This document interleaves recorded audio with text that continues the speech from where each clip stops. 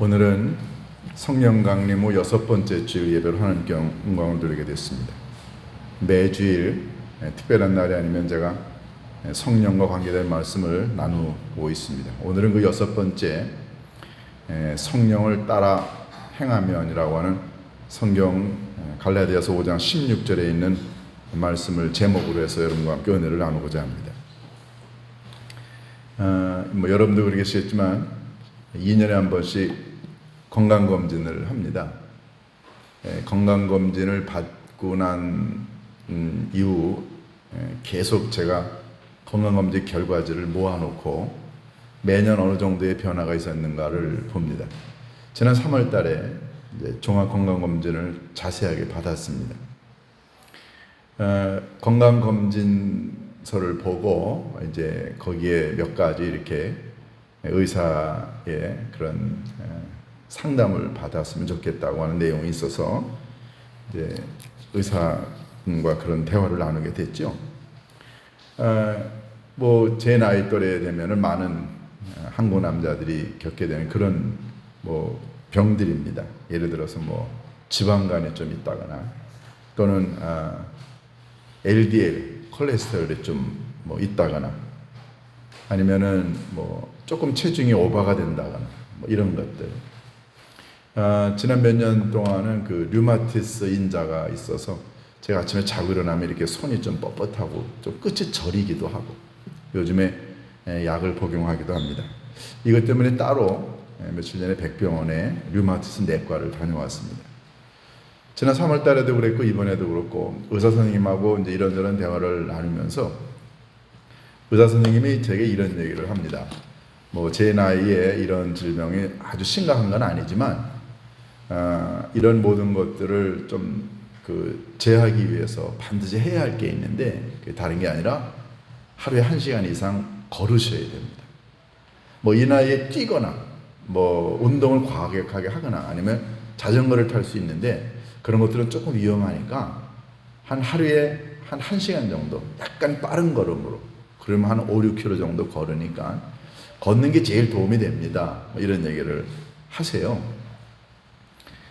우리가 몸의 신체의 여러 가지 부분 따로따로 위해서 거기에 맞는 이제 운동 기구를 사용하고 운동을 하기도 하는데 제일 좋은 운동은 걷는 거라는 거죠. 그러면서 걷게 되면 이 모든 질병이 하나하나씩 제거가 됩니다. 술, 담배도 하지 않으니까 이 정도 질병은 걷는 걸로도 얼마든지 해결될 수 있습니다. 이런 얘기를 하시더라고요. 그래서 요즘에 웬만하면 제가 걸으려고 합니다. 이번에 병원도 지하 5층에다가 차를 대놓고 3층까지 8층을 일부러 걸어 다니고요. 서울에 무슨 회의 같은 데 가면은 일부러 제가 다 걷습니다. 확실히 걷고 나면 기분도 좋기도 하죠. 그런데 제가 사는 것도 그렇고 여러 가지 때문에 걷는 걸 생활하지 못하는데 어쨌든 걸으면 좋다는 게 얼마나 이게 몸에 와닿는지 모릅니다. 제가 이 말씀을 드리냐면 요즘에 병원 출입하면서 저 자신이 건강에 굉장히 관심을 갖고 있다는 걸 깨닫게 됐어요. 근데 왜 이런 생각을 하게 됐냐면 어느 날 이렇게 병원 출입하고 약 먹고 의사 만나면서 육체의 건강을 생각하는데 어느 날 갑자기 하나님께서 제게 이런 질문을 하셨어요. 아들아, 너 육체의 건강을 그렇게 염려하는데 내 영적인 건강 한번 생각해 봤냐? 하는 이런 말씀이에요. 제가 육체의 건강만 생각하나요? 영적인 건강도 생각을 했죠. 그런데 병원 출입하면 할수록 하나님이 제게 육체의 건강 못지않게 영적 건강도 중요하지 않냐? 이런 말씀을 하세요. 그래서 성령 강림 후 성령과 관계된 많은 성경을 읽고 공부하다가 제가 오늘 이 본문을 읽으면서 육체의 건강 못지않게 영적인 건강이 중요하다는 걸 여러분과 함께 은혜를 나눠야겠다는 생각이 들어서 이 말씀을 나눕니다. 왜냐하면 사람은 육체로만 이루어진 존재도 아니고요. 영적으로만 이루어진 존재도 아니고 사이코소매틱, 정신과 육체가 결합이 되어 있는 게 우리 인간 아닌가요? 그래서 육체의 건강 못지않게 영적인 건강이 서로 동전의 양면과도 같이 마차의 양쪽 바퀴처럼 너무너무 균형을 맞추는 게 중요하다는 거죠. 이런 의미에서 영적인 건강을 이루는 것이 중요하다고 한다면, 그러면 여러분과 제가 영적으로 건강해질 수 있는 비결은 뭘까요? 육체적으로 건강해지는 제일 좋은 건 걷는 거라고 했다고 한다면, 영적으로 건강해지는 비결은 뭘까 하는 게 오늘 하나님께서 여러분과 제게 주시는 말씀입니다. 자, 우리 한번 간단하게 생각해 볼까요? 우리가 육체의 건강을 위해서는 걷습니다. 운동도 하고요. 좋은 음식도 먹습니다. 굉장히 중요한 거죠. 음식 막 먹을 수 없잖아요.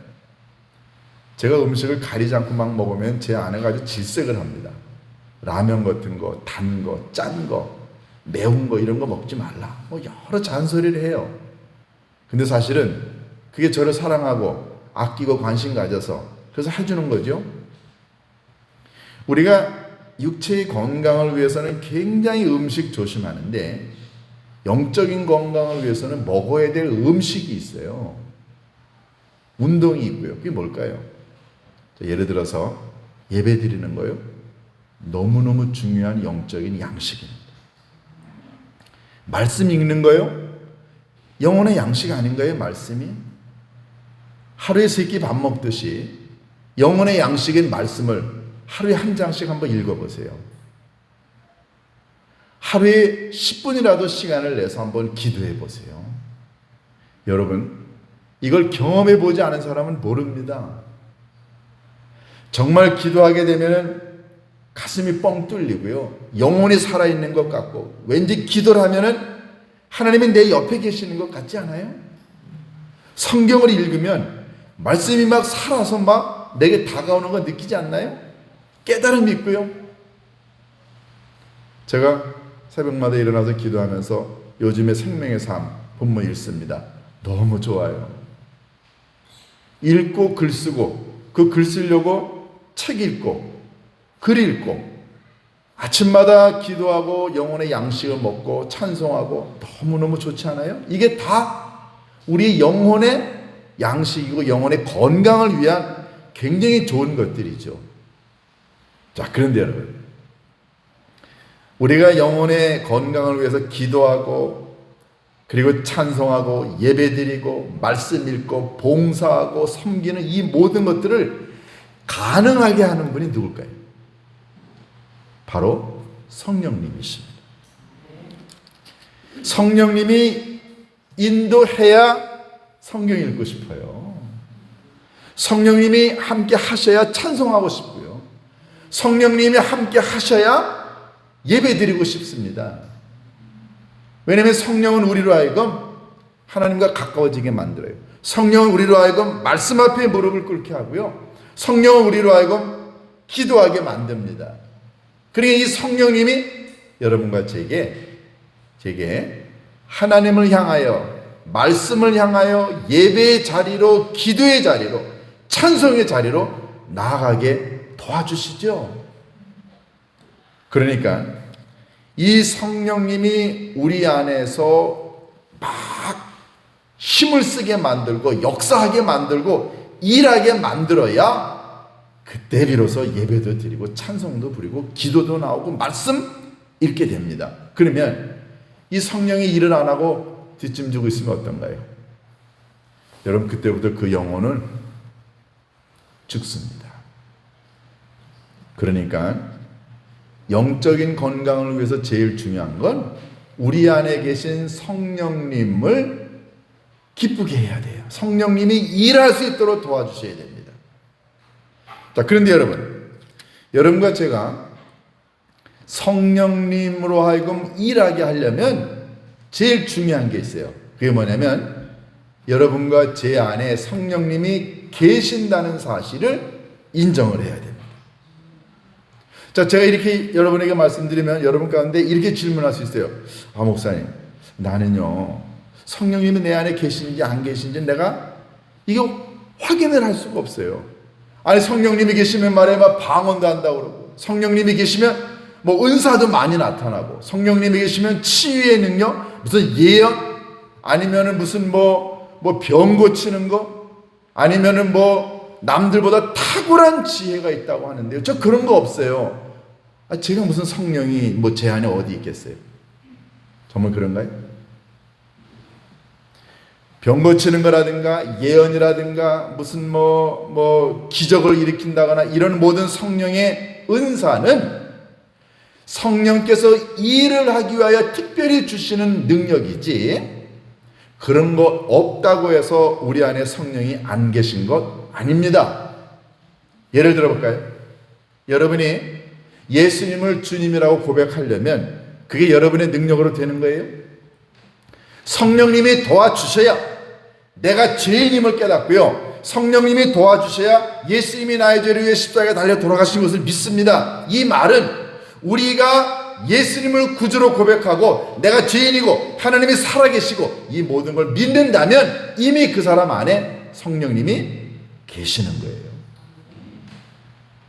방언 못하면 어때요? 기적의 능력 없으면 어떻습니까? 전혀 관계없습니다. 중요한 건 여러분과 제 안에 성령님이 계시다는 거죠. 내가 하나님의 자녀라고 하는 걸 믿는다면 하나님은 내 안에 성령님을 주셨어요. 그러니까 내가 영적인 건강을 바란다면 내 안에 성령님이 내주하고 계신다는 사실을 이걸 확실하게 믿어야 됩니다. 고린도전서 3장 16절 우리가 잘 아는 구절이죠. 너희는 너희가 하나님의 성전인 것과 너희 안에 하나님의 성령이 계시는 걸 알지 못하느냐. 여러분, 우리요 하나님이 계시는 성전입니다. 교회라고 하는 이곳에만 하나님이 계시는 게 아니고요, 우리 마음에 하나님이 성전 삼아 이 안에 계신다고요. 그리고 하나님이 보내신 성령님이 우리 안에 계세요. 그러니까 나 성령 못 받아서 나 성령 없다 이렇게 말할 수 없다는 거죠. 자, 그러면 여러분과 제가 정말로 성령과 함께 살아가고 그리고 성령과 함께 운동하고 성령과 함께 걷고 그러려면 성령이 내 안에 내주하고 계신다는 사실을 믿어야 한다고 한다면, 그러면 성령님이 여러분의 심령 속에 확실하게 자리 잡고 있다는 증거가 뭘까요? 자, 이제 여러분이 정말로 하나님의 자녀라고 한다면 여러분 안에 성령님이 계시는구나, 이거 여러분이 확실하게 이 시간에 깨닫게 됩니다. 첫 번째, 여러분이 예배 드리고 싶은 욕망이 계세요? 그러면 여러분 안에 성령님이 계신 겁니다. 여러분, 예배라는 게 뭐예요? 예배는 가장 값진 것을 하나님께 드린다라는 뜻입니다. 영어의 worship, 고대 영어에 가장 값진 것을 드리다라는 뜻이에요. 거기서 파생이 된 게 worship이라는 거예요. 영어에 가치 있는 것, worth라는 단어가 있어요. worth라는 단어에서 worship, 예배라는 단어가 나왔는데요, 가장 최고의 값진 것을 하나님께 드린다라는 게 예배예요. 오늘 얼마나 덥습니까? 비도 오고 있어요. 얼마나 불편해요. 여러분 집에서 편안하게 쉬고 싶고 놀러 가고 싶겠죠? 그런데 그 모든 것들을 다 유혹을 물리치고 하나님 전에 나와 깨끗한 옷을 입고 정장을 하고 정성을 다해서, 그리고 예배 오기 전에 헌금 준비하고 그리고 기도하고 옷 입고 정성을 다해 주님 전에 와서 예배를 드리는 여러분의 마음속에 성령님이 계시기 때문에 여러분들이 이 자리에 온 거예요. 그러니까 내 안에 성령님이 계신다고 하는 가장 중요한 첫 번째 증거는 하나님께 예배드리고 싶은 마음. 두 번째, 여러분 성령님이 내 안에 나와 함께 계신다고 한다면 내가 죄인이라는 걸 늘 깨닫게 됩니다. 여러분, 성령님이 안 계시면 내가 죄인이라는 걸 인정하지 않아요. 아니, 내가 무슨 죄를 졌어? 내가 뭘 잘못했는데? 여러분, 이거 몰라요. 그런데 성령님이 내 안에 계시면 예수님이 말씀하신 것처럼 성령이 오시게 되면, 진리의 영이 오시게 되면 죄가 뭔지를 깨닫게 하리라. 여러분, 성령님이 우리 안에 들어오시게 되면 우리로 하여금 죄책감, 죄의식을 느끼게 돼요. 아, 전에는 내가 그런 거짓말 한 게 그게 아무렇지도 않았다고 생각했는데, 아, 성령 받고 난 다음에, 성령이 내주하고 난 다음에 그게 죄였구나. 내가 욕하고, 그리고 뒷담화하고, 불평불만하고, 속이고, 게으르고, 나태한 거, 이 모든 게 다 죄였구나. 여러분, 이걸 깨닫게 하시는 분이 성령님이십니다. 여러분, 그런 마음 들지 않아요? 우리 안에 성령님이 계시다는 증거예요. 세 번째, 내가 살면서 조금 더 나은 인격적인 성장을 가졌으면 좋겠다라고 하는 생각이 들면 성령님이 계신다는 거예요. 성령의 9가지 열매는 다 은사가 아니고 성령의 열매라고 그랬어요. 사랑하고 싶어요. 기쁘고 싶고, 참고 싶고, 기다리고 싶고, 충성하고 싶고, 절제하고 싶고, 그리고 부드러워지고 싶고. 여러분, 이 모든 것들이 다 뭔가요? 그거는 하나님이 우리들에게 주시는 성령의 열매. 이것은 우리 안에 계시는 성령님이 우리로 하여금 인격적인 변화를 가져오도록 우리를 자꾸만 요구하시기 때문에 그러는 거예요. 여러분과 제가 그런 마음 갖고 있잖아요. 우리 안에 성령이 있다는 증거입니다. 또요, 성령이 우리 안에 있다는 증거는 뭐냐면요, 하나님의 교회가 하는 모든 사역을 보고 돕고 싶은 생각이 들어가는 거예요. 사도행전 2장 이하에 보면은 초대교회 성도들이 뭐 했나요? 성령 받고 난 다음에 그들이 뭐 했죠? 자기 물건을 팔아 가난하고 힘들고 어렵고 도움이 필요로 한 사람들을 위하여 나누어 주었다 그랬어요. 구제 사업을 위해서 사랑하는 성도들이 자기 호주머니를 털고, 그리고 몸을 바쳐 시간을 바쳐 하나님의 일에 동참하고 싶은 생각이 든다면 여러분 안에 성령님이 계신다는 거예요. 여러분 다 그렇지 않아요? 자, 마지막, 성령이 내 안에 계신다고 하는 증거, 뭐 굉장히 많지만 대표적인 거 마지막, 우리의 영혼이 끊임없이 자라고 싶어하는 생각이 듭니다. 몇 년 전에는 기도도 잘 못했어요. 성경도 많이 못 읽었어요. 그런데 내 안에 성령님이 계시니까 자꾸만 나로 하여금 너 성장해야지, 너 자라야 되지 않아? 옛날하고 똑같냐? 우리 안에 자꾸만 그런 도전을 하십니다. 예를 들어 여러분이 자녀를 기르는데요, 10살 된 자녀예요. 그런데 얘가 15살이 됐는데도 불구하고 10살 때의 말과 행동을 한다고 한다면, 그리고 신체적인 조건이 그렇다고 한다면 여러분들 얼마나 마음 아프시겠어요? 우리는 아이들이 자랄 때요, 자기 나이에 맞게 정신적으로, 육체적으로, 신체적으로 자라길 원하죠. 똑같습니다. 하나님이 여러분과 저의 아버지라고 한다면 하나님도 우리가 영적으로 성장하기를 원하고 계시죠? 성령님이 우리 안에 계시면 내가 자꾸만 자라고 싶어요. 발전하고 싶고 변하고 싶어 합니다. 그러니까 이런 마음이 있다는 말은 성령님이 내 안에서 자꾸만 성화의 과정을 계속 걷게 하시는 거예요. 이래서 여러분과 저는, 우리 모두는 다 성령의 내주를 믿고 있습니다.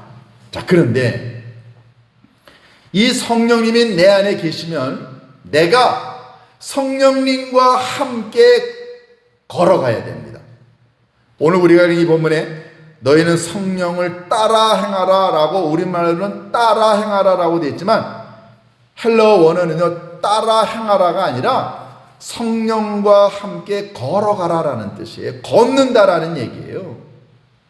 여러분, 육체의 건강을 위해서 걷는 게 제일 좋은 것처럼 성령의 영적인 건강을 위해서는 성령과 함께 걸어가는 거예요. 성령과 함께 걸어가려면 성령이 내 안에, 내 삶에 동행하고 있다는 사실을 믿어야 된다는 게 얼마나 중요합니까?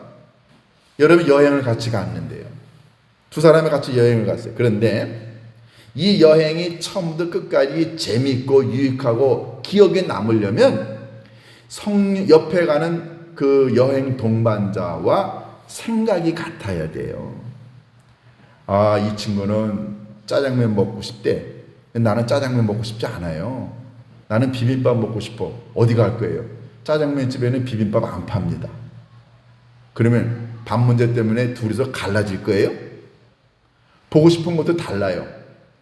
여러분, 만약에 두 사람이 여행을 가는데 이렇게 생각이 다르고 뜻이 다르고 목적이 다르면 여행 못합니다.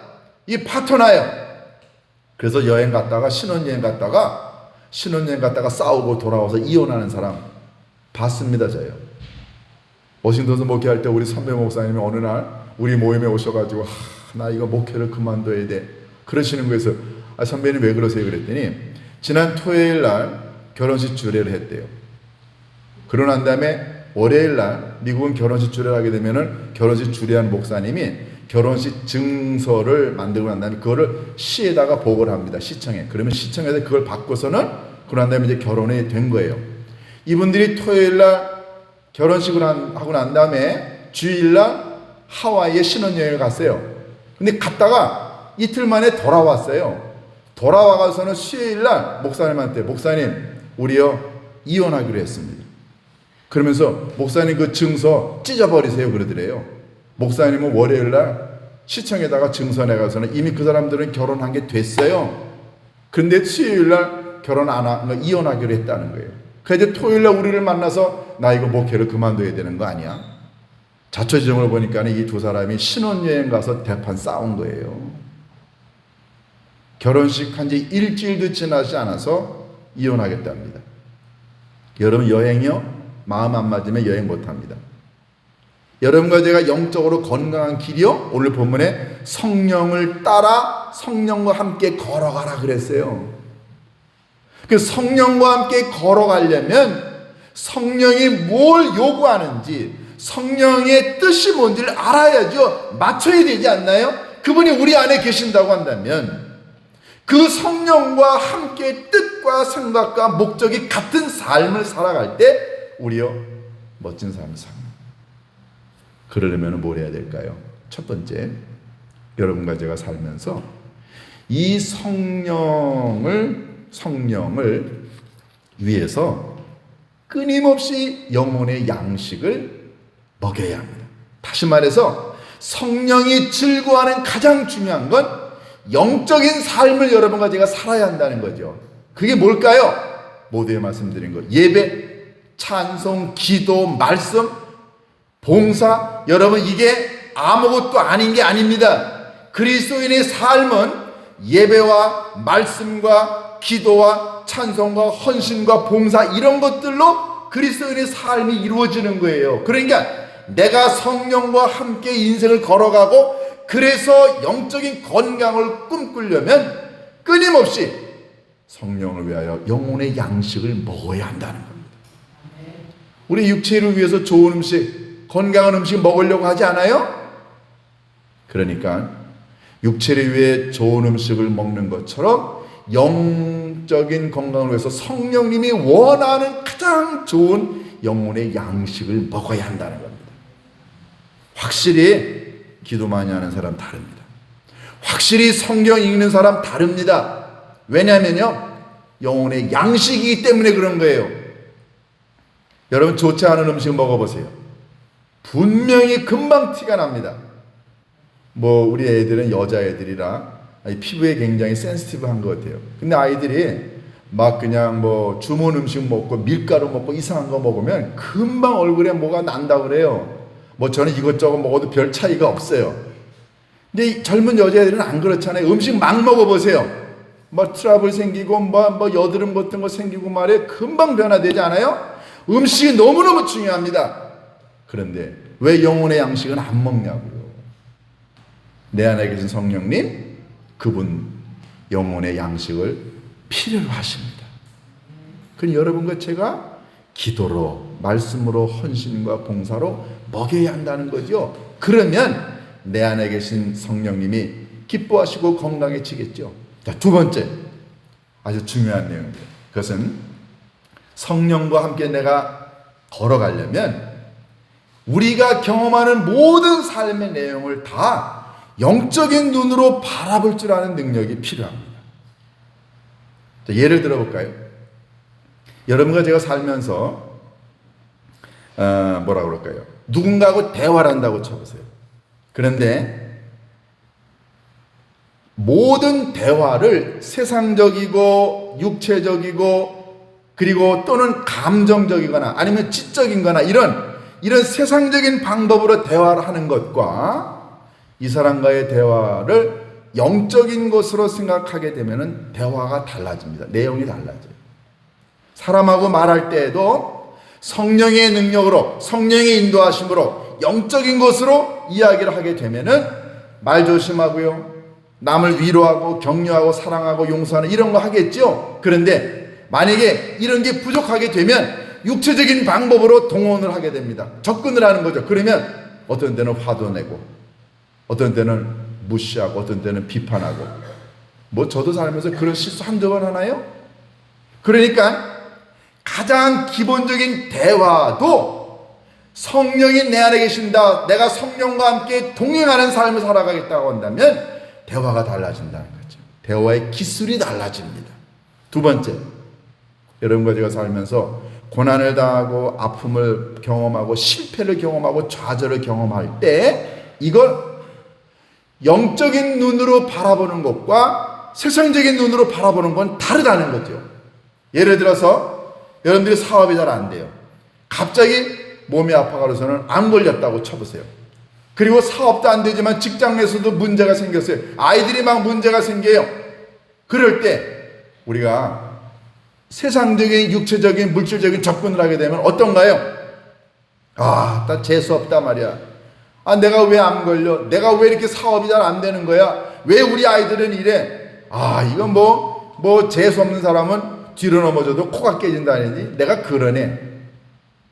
여러분, 고난과 아픔과 힘든 일을 경험할 때 성령이 눈으로, 영적인 눈으로 바라보지 않으면 이걸 다 세상적인 눈으로 바라보게 되면 비관하고 운명론자가 되고요.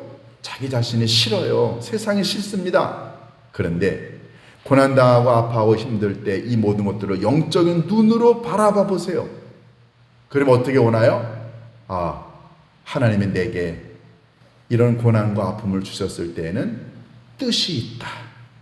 하나님의 계획이 있으셔. 나로 하여금 뭔가를 깨닫게 하시려고 고난과 아픔을 주시는구나.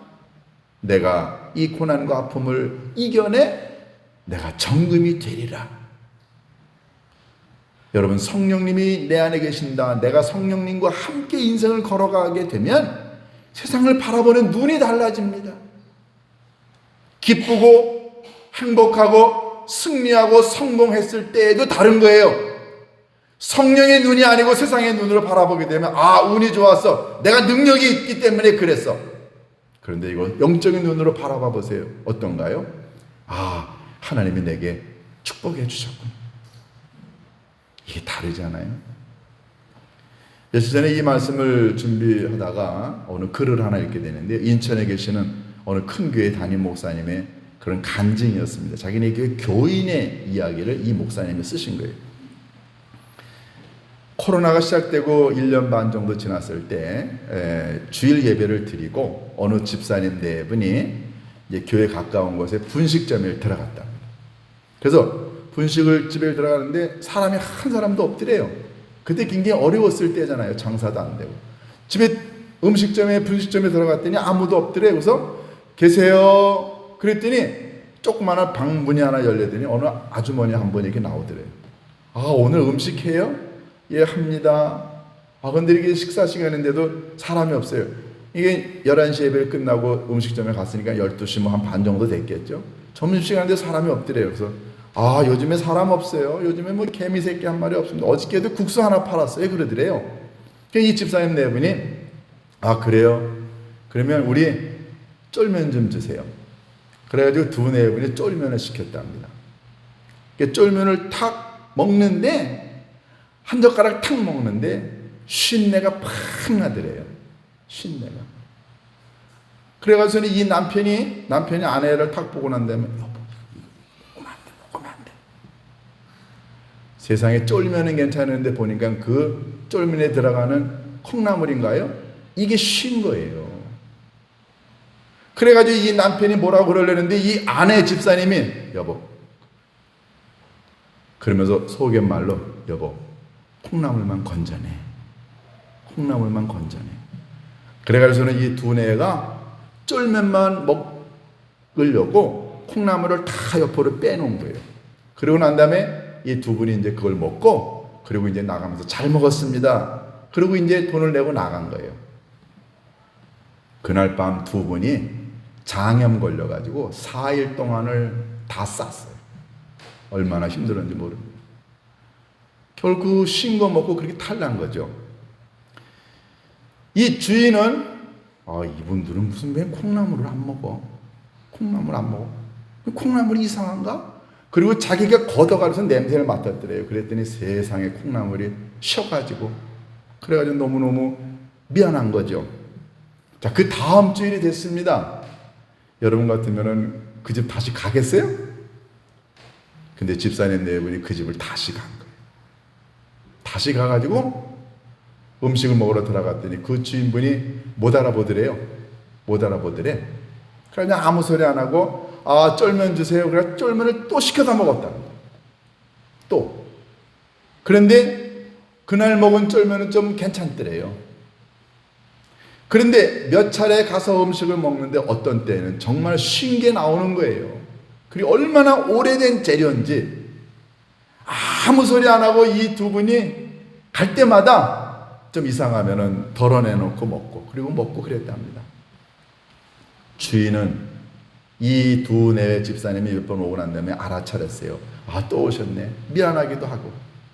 그런데요, 1년 정도 그렇게 빠지지 않고 한 달에 두세 번 이상 그 음식점을 가고 한 1년 지나고 난 다음에 어느 날 이 음식점 주인 집사님이 이 두 분 음식 먹고 나가려고 하니까 이러더래요.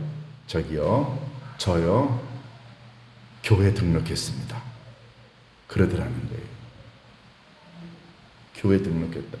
그래서 무슨 말씀이세요? 그랬더니 이 음식점 주인분이 그런 얘기를 하더랍니다. 두 분이 처음 우리 집에 왔을 때 콩나물 다 빼놓고 가셨죠. 왜 빼놨나? 이 사람들 콩나물 안 먹나? 이상하다 싶어서 제가 맛을 봤더니 완전히 신 거였어요. 너무너무 죄송했어요. 그런데 두 분은 그 후에 빠지지 않고 와서 아무 소리 하지 않고 우리 집을 찾아와서 너무너무 고맙고, 나중에 두 분이 교회를 다닌다는 걸 알았고, 두 분의 대화 가운데 들었고, 그리고 두 분이 다니는 교회가 어딘지도 알았고, 제가 그 교회에 등록했습니다. 그 담임 목사님이 교회 집사님 두 네 분의 이야기를 듣고 글을 쓰신 거예요. 그러면서 두 네 집사님에게 물었답니다. 도대체 왜 그러셨어요? 그랬더니 두 내외 집사님이 이런 말씀을 하시더래요. 만약에 우리가 그날 그렇게 탈을 나고 난 다음에 가가서는 이런 음식을 팔면 어떻게 합니까? 이게 장사하는 거예요. 아무리 손님이 없어도 그래서는 안 되죠. 라고 했다고 한다면, 우리가 교회에서 예배 드리고 나온 걸 아는데 그분이 교회 다니는 사람을 어떻게 생각했겠어요? 그러면서 우리 두 내외는 마음을 정했습니다. 이렇게 힘들고 어려운 때에 고생하는 이분에게 조금이라도 도움을 드리고, 언젠가 기회가 되면 이분 하나님의 백성이 되게 하자. 그래서 두 분은 이렇게 결정했답니다. 우리가 이 집에서 밥을 먹는 것 자체가 전도라고. 여러분, 성령님이 내 안에 계시면 그러면 우리는 모든 걸 다 영적인 것으로 해석을 합니다. 영적인 접근을 하게 되면 성령이 원하시는 접근을 하게 된다는 거죠. 그런데 성령이 내 안에 계신다는 걸 믿지 않으면 그러면 세상적으로 접근합니다. 세상 사람들하고 뭐가 다르냐고요? 오늘 본문에 성령을 따라 행하라, 원문은 성령과 함께 걸어가라. 자, 여러분과 제가 성령과 함께 걸어가게 되면 그러면은 육체의 욕심을 버리게 됩니다. 이 말씀은 제가 다음 주일에 17절을 중심으로 다시 말씀을 드릴게요. 말씀을 정리하겠습니다. 사랑하는 여러분, 여러분과 제 안에 성령님이 계시다는 사실을 우리가 정말로 믿는다면 그러면 성령과 함께 걸어가게 되고, 그러면 성령이 원하시는 걸 행하게 됩니다. 모든 걸 영적인 눈으로 바라보고 해석하게 되면, 그러면 그때부터 우리는 영적인 사람이 될 수 있습니다. 이번 한 주간 여러분 곁에, 여러분의 심령 속에 성령님이 계시다는 사실을 믿고, 그래서 여러분의 삶과 여러분의 영혼 속에 성령님이 승리하실 수 있기를 주님의 이름으로 축원합니다. 기도하십니다. 고마우신 아버지 하나님, 이 땅에서 살아가는 동안에 우리는 육체의 건강을 관심 갖습니다. 그런데 그것처럼 영적인 건강을 저희들이 생각해 왔나요?